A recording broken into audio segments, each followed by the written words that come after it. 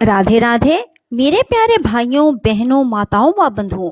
आज अधिक मास में मैं आपके लिए लाई हूँ भगवान विष्णु की कथा।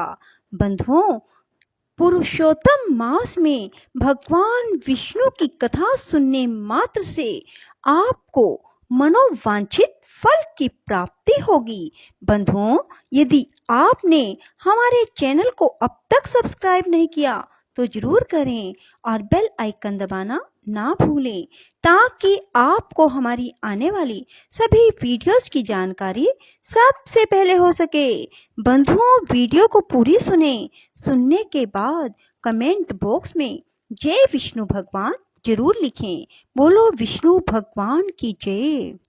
भीष्म जी ने पूछा, द्विज श्रेष्ठ, मैं आपसे भगवान श्री विष्णु का चरित्र सुनना चाहता हूँ। सर्व समर्थ एवं सर्वव्यापक श्री विष्णु ने यज्ञ पर्वत पर जा वहां अपने चरण रखकर किस दानव का दमन किया था? महामुने, ये सारी बातें मुझे बताइए। पुलस्त्य जी बोले, वत्स, तुमने बड़ी उत्तम बात पूछी है। एकाग्रचित होकर सुनो। प्राचीन सतयुग की बात है। बलिष्ठ दानवों ने समूचे स्वर्ग पर अधिकार जमा लिया। इंद्र सहित संपूर्ण देवताओं को जीतकर उनसे त्रिभुवन का राज्य छीन लिया। उनमें बाशकली नाम का दानव सबसे बलवान था। उसने समस्त दानवों को यज्ञ का भोक्ता बना दिया। इससे इंद्र को बड़ा दुख हुआ। वे अपने जीवन से निराश हो चले। उन्होंने सोचा, ब्रह्मा जी के वरदान से दानवराज बाशकली मेरे तथा संपूर्ण देवताओं के लिए युद्ध में अवध्य हो गया है। अतः मैं ब्रह्मलोक में चलकर भगवान ब्रह्मा जी की ही शरण लूंगा। उनके सिवा और कोई मुझे सहारा देने वाला नहीं है। ऐसा विचार कर देवराज इंद्र संपूर्ण देवताओं को साथ ले तुरंत उस स्थान पर गए जहां भगवान ब्रह्मा जी विराजमान थे। इंद्र बोले, देव, क्या आप हमारी दशा नहीं जानते? अब हमारा जीवन कैसे रहेगा? प्रभो, आपके वरदान से दैत्यों ने हमारा सर्वस्व छीन लिया। मैं दुरात्मा बाशकली की सारी करतूतें पहले ही आपको बता चुका हूँ। पितामह, आप ही हमारे पिता हैं। हमारी रक्षा के लिए शीघ्र ही कोई उपाय कीजिए। संसार से वेद पाठ और यज्ञ याग आदि उठ गए। उत्सव और मंगल की बातें जाती रही। सब ने अध्ययन करना छोड़ दिया। दंड नीति भी उठा दी गई है। इन सब कारणों से संसार के प्राणी किसी तरह सांस मात्र ले रहे हैं। जगत पीड़ाग्रस्त तो था ही, अब और भी कष्टतर दशा को पहुंच गया। इतने समय में हम लोगों को बड़ी ग्लानि उठानी पड़ी है। ब्रह्मा जी ने कहा, देवराज, मैं जानता हूँ बाशकली बड़ा नीच है और वरदान पाकर घमंड से भर गया है। यद्यपि तुम लोगों के लिए वह अजय है, तथापि मैं समझता हूँ भगवान श्री विष्णु उसे अवश्य ठीक कर देंगे। पुलस्त्य जी कहते हैं, उस समय ब्रह्मा जी समाधि में स्थित हो गए। उनके चिंतन करने पर ध्यान मात्र से चतुर्भुज भगवान श्री विष्णु थोड़े ही समय में सबके देखते देखते वहां आ पहुंचे। भगवान श्री विष्णु बोले, ब्रह्मन, इस ध्यान को छोड़ो। जिसके लिए तुम ध्यान करते हो वही मैं साक्षात तुम्हारे पास आ गया हूँ। ब्रह्मा जी ने कहा, स्वामी ने यहाँ आकर मुझे दर्शन दिया, यह बहुत बड़ी कृपा हुई। जगत के लिए जगदीश्वर को जितनी चिंता है उतनी और किसको हो सकती है। मेरी उत्पत्ति भी आपने जगत के लिए ही की थी और जगत की यह दशा, अतः उसके लिए भगवान का यह शुभ आगमन वास्तव में कोई आश्चर्य की बात नहीं है। प्रभो, विश्व के पालन का कार्य आपके अधीन है। इस इंद्र का राज्य बाशकली ने छीन लिया। चराचर प्राणियों के सहित त्रिलोकी को अपने अधिकार में कर लिया। केशव, अब आप ही सलाह देकर अपने इस सेवक की सहायता कीजिए।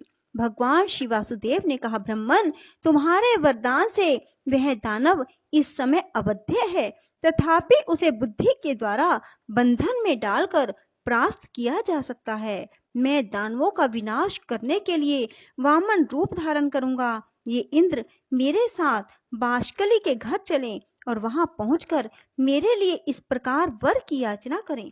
राजन, इस बोने ब्राह्मण के लिए 3 पग भूमि का दान दीजिए। महाभाग, इनके लिए मैं आपसे याचना करता हूँ। ऐसा कहने पर वह दानवराज अपना प्राण तक दे सकता है। पितामह, उस दानव का दान स्वीकार करके पहले उसे राज्य से वंचित करूंगा, फिर उसे बांधकर पाताल का निवासी बनाऊंगा। यूं कहकर भगवान श्री विष्णु अंतर्ध्यान हो गए।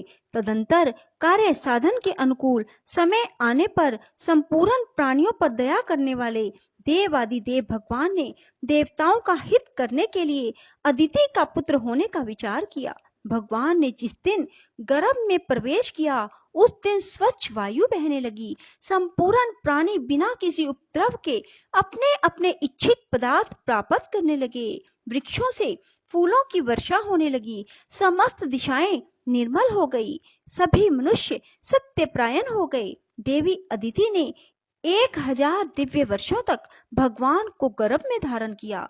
इसके बाद वे भूत भावन प्रभु वामन रूप में प्रकट हुए। उनके अवतार लेते ही नदियों का जल स्वच्छ हो गया। वायु सुगंध बिखेरने लगी। उस तेजस्वी पुत्र के प्रकट होने से महर्षि कश्यप को भी बड़ा आनंद हुआ। तीनों लोकों में निवास करने वाले समस्त प्राणियों के मन में अपूर्व उत्साह भर गया। भगवान जनार्दन का प्रादुर्भाव होते ही स्वर्ग लोक में नगारे बज उठे। अत्यंत हर्ष उल्लास के कारण त्रिलोकी के मोह और दुख नष्ट हो गए। गंधर्वों ने अत्यंत उच्च स्वर से संगीत आरंभ किया।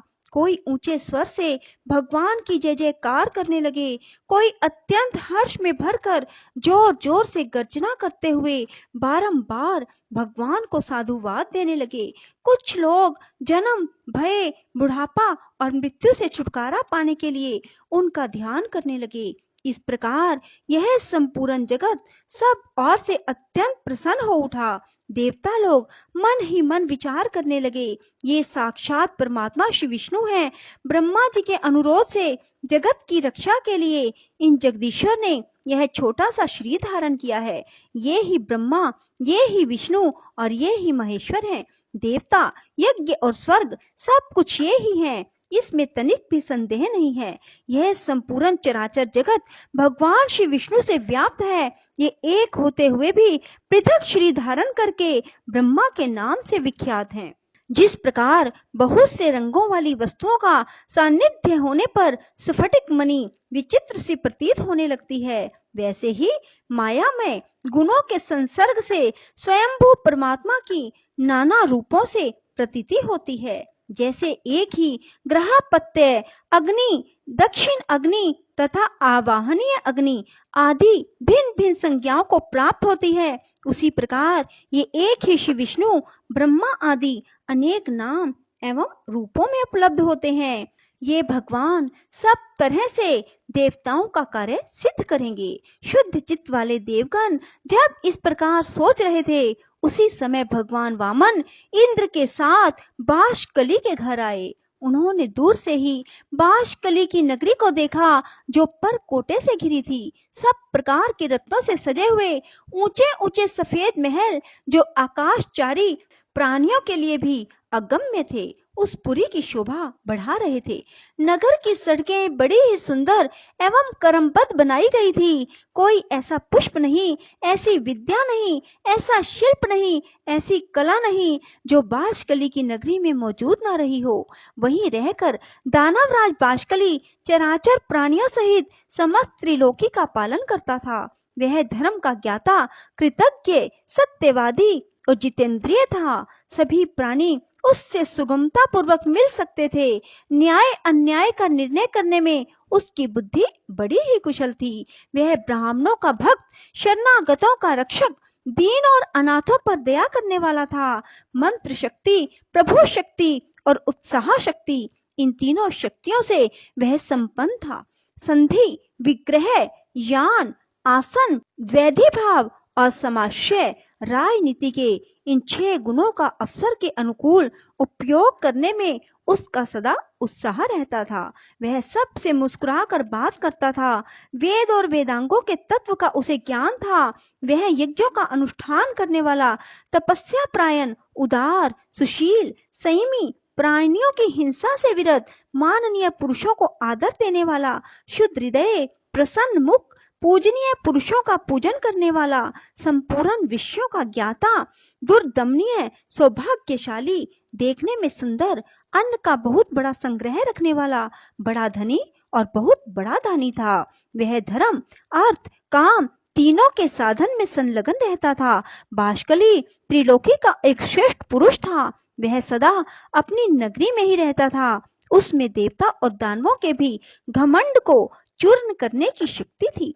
ऐसे गुणों से विभूषित होकर वह त्रिभुवन की समस्त प्रजा का पालन करता था। उन दानव राज के राज्य में कोई भी अधर्म नहीं होने पाता था।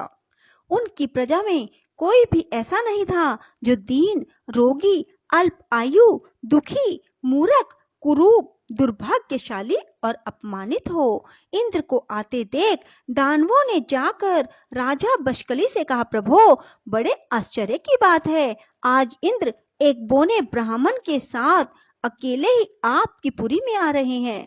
इस समय हमारे लिए जो कर्तव्य हो उसे शीघ्र बताइए। उसकी बात सुनकर बाष्कली ने कहा, दानवों, इस नगर में देवराज को आदर के साथ ले आना चाहिए। वे आज हमारे पूजनीय अतिथि हैं। बोलो विष्णु भगवान की जय। राधे राधे। जय श्री कृष्णा। बंधुओं, यदि आपको हमारी वीडियो पसंद आए तो इसे लाइक करें और शेयर भी जरूर करें। धन्यवाद।